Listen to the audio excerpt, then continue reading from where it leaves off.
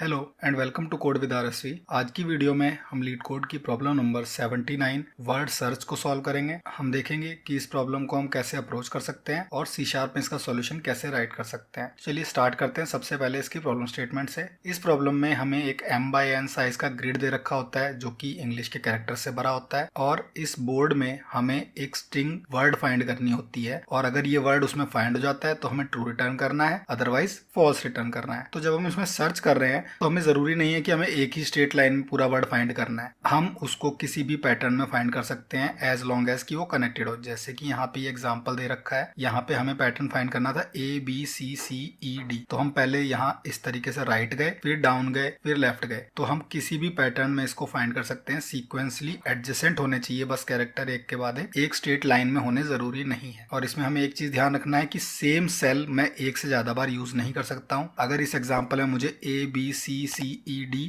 और B find करना होता तो मैं फॉल्स रिटर्न करता, क्योंकि B मैं एक बार यहाँ यूज कर चुका था और वापस मैं इसको यूज नहीं कर सकता। तो ये एक बहुत ही स्ट्रेट फॉरवर्ड DFS की प्रॉब्लम है। अगर आपने DFS एल्गोरिदम पढ़ी हुई है तो आप इसको सिंपली DFS यूज करके सॉल्व कर सकते हैं। आपको इसमें किसी भी एक सेल से स्टार्ट करना है और उस सेल से DFS लगानी है कि एडजेसेंट सेल्स में नेक्स्ट कैरेक्टर मिल रहा है तो नेक्स्ट पे जाना है, अगेन DFS लगानी है। देन हमें सेम अप्रोच तब तक फॉलो करनी है जब तक कि हमारा या तो वर्ड एंड हो जाता है या हम किसी ऐसे सेल पे पहुंच जाते हैं जहां से हमारा नेक्स्ट कोई भी डायरेक्शन में अल्फाबेट मैच नहीं कर रहा है तो हम फॉल्स रिटर्न कर देंगे। और सेम कॉन्सेप्ट हम हर एक कैरेक्टर से स्टार्ट करके DFS लगा देंगे और किसी से भी ट्रू आ गया तो हम ट्रू रिटर्न कर देंगे और अगर किसी से भी ट्रू नहीं आया है, सब फॉल्स रिटर्न कर रहे हैं, तो हम फॉल्स रिटर्न कर देंगे। तो चलिए देखते हैं कि इस प्रॉब्लम को हम सी शार्प में कैसे सॉल्व कर सकते हैं। तो इसके लिए हम मेन अपना मेथड एग्जिस्ट सॉल्व करने से पहले इसका एक DFS मेथड बनाएंगे जो कि बूलियन रिटर्न करेगा। इसमें हमें ये दोनों बोर्ड और वर्ड पास करने होंगे। इसके अलावा हमें इसमें I और J पास करने होंगे कि हम बोर्ड में किस जगह पे अभी सर्च कर रहे हैं, और एक X पास करना होगा कि वर्ड में हम कौन से कैरेक्टर पे हैं। और क्योंकि हम सेम सेल दो बार यूज़ नहीं कर सकते तो हमें ये एक हैश सेट रखना पड़ेगा ये ट्रैक रखने के लिए कि कौन से सेल्स हम विजिट कर चुके हैं। तो एक तो इसका बेस केस स्ट्रेट फॉरवर्ड हो जाएगा कि अगर X वर्ड डॉट लेंथ के इक्वल है तो मुझे रिटर्न कर देना है ट्रू। किसी भी पॉइंट पे मेरा वर्ड फिनिश हो गया है तो सीधी सी बात है पूरा वर्ड मुझे इस मैट्रिक्स में मिल चुका है, मैं ट्रू रिटर्न कर दूंगा। दूसरा फॉल्स का बेस केस रेडी कर लेते हैं। इसमें हमें सिंपली इतना चेक करना है कि बोर्ड IJ अगर वर्ड X के इक्वल नहीं है तो हमें रिटर्न करना है फॉल्स। इसके साथ साथ हमें यहाँ पे कुछ फेल सेफ केसेस लगाने होंगे, जैसे कि पॉसिबल है कि हमारा I लोअर देन 0 हो गया हो या J लोअर देन 0 हो गया हो या फिर I ग्रेटर देन या इक्वल टू बोर्ड लेंथ या फिर J greater than equal to board 0 dot length. तो ये कुछ हमारे फेल सेफ केसेस है ये कैच करने के लिए कि हमारा जो I और J की वैल्यू है वो हमारे बोर्ड के अंदर ही हो, हम कभी आउट ऑफ रेंज ना जाएं। इसके अलावा एक कंडीशन और मेरी यहाँ पे ऐड हो जाएगी, वो है विजिटेड की, कि अगर विजिटेड में ये इंडेक्स आते हैं जो कि है I, J तो भी मुझे रिटर्न फॉल्स करना है। ये वो सारी कंडीशंस हैं, अगर इनमें से कोई भी मैच करती है तो मैं फॉल्स रिटर्न कर दूंगा। इसके बाद अगर इनमें से कोई भी कंडीशन मैच नहीं करी, यानी कि मेरा कैरेक्टर मैच कर गया है, तो मैं विजिटेड में ऐड कर दूंगा इस सेल को, X को कर देते हैं ++ और अब DFS कॉल कर देते हैं इसके एडजेसेंट सेल्स पे।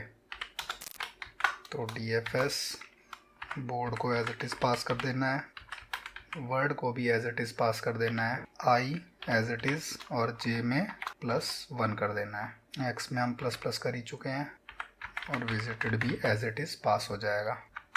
सेम कंडीशन हमें 4 बार लगानी है, बस थोड़ा थोड़ा डिफरेंस होगा उसमें।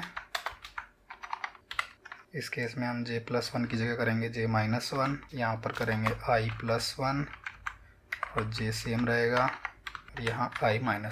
तो उसके एडजेसेंट जो 4 सेल पॉसिबल हो सकते हैं, चारों पे हम कॉल करेंगे और अगर किसी भी एक से रिजल्ट हमारा ट्रू आ गया तो यहाँ पे ऑटोमेटिकली ट्रू रिटर्न हो जाएगा, इसीलिए हमने और कंडीशन लगाई है। बट एक चीज़ और करनी है, यहाँ पे हमें विजिटेड से रिमूव कर देना है इसको, क्यों? क्योंकि हम उसके एडजेसेंट के सारे सेल्स चेक कर चुके हैं। अगर ट्रू आया होगा तो ऑटोमेटिकली ट्रू रिटर्न हो जाएगा, अगर फॉल्स आया होगा तो यहाँ पे बैक ट्रैकिंग यूज हो रही है, उसकी वजह से हमें विजिटेड से रिमूव करना जरूरी है। किसी और पाथ से हम आए तो विजिटेड में हमें ये आई और जे नहीं मिलने चाहिए।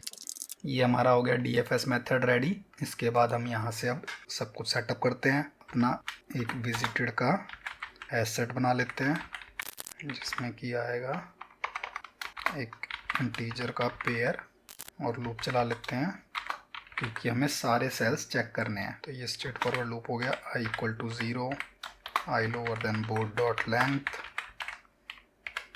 i++। यहाँ हो गया j = 0, j lower than board 0 dot length और j++। और अगर DFS board word i, j, 0, visited, ये अगर ट्रू है तो रिटर्न हमें ट्रू कर देना है। और अगर एंड तक मेरा कुछ भी रिटर्न नहीं आता है तो मैं यहाँ रिटर्न कर दूंगा फॉल्स। सिंपल है कि अगर किसी भी एक सेल पे हमें ट्रू रिटर्न होता है तो मैं ट्रू रिटर्न कर दूंगा, अदरवाइज मुझे फॉल्स रिटर्न करना है। तो एक बार इसको रन करके चेक करते हैं। ओके, यहाँ पर मेरी एक कंपाइलेशन एरर आई है, यहाँ पे ब्रैकेट्स लगाने हैं।